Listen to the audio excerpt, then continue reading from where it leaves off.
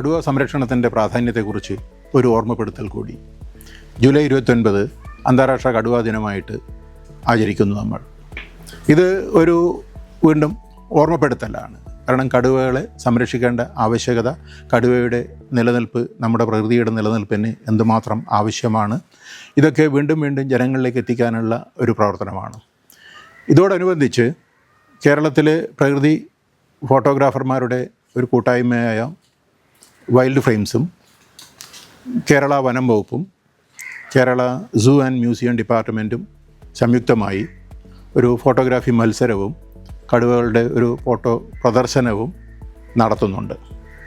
ഇത് കൃത്യമായിട്ട് ജനങ്ങളെ കടുവയുടെ സംരക്ഷണത്തിൻ്റെ പ്രാധാന്യവും കടുവ സംരക്ഷണം നേരിടുന്ന വെല്ലുവിളികളും ഓർമ്മിപ്പിക്കാനുള്ള ഒരു സംയുക്ത സംരംഭമാണ്.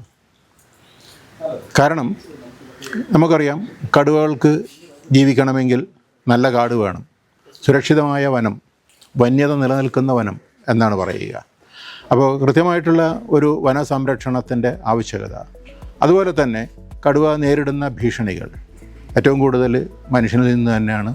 അതിൻ്റെ ആവാസ വ്യവസ്ഥയുടെ സംരക്ഷണം വളരെയധികം ആവശ്യമായ ഒരു സന്ദർഭമാണ്. അത് നല്ല കാട് സംരക്ഷിക്കുക എന്നാണ് ഇതിനർത്ഥം. നല്ല കാട് സംരക്ഷിക്കുമ്പോൾ കടുവ മാത്രമല്ല സംരക്ഷിക്കപ്പെടുന്നത്, വായുവും വെള്ളവും മണ്ണും സംരക്ഷിക്കപ്പെടുന്നു. അതായത് മനുഷ്യൻ്റെ കൂടി ലൈഫ് സപ്പോർട്ടിംഗ് സിസ്റ്റം എന്ന് പറയുന്നു. അതിനെ സംരക്ഷിക്കാനുള്ള ഒരു ബാധ്യത കൂടി ജനങ്ങൾ ഏറ്റെടുക്കേണ്ടതിനെക്കുറിച്ച് ഓർമ്മപ്പെടുത്താനാണ് ഈ സംരംഭം.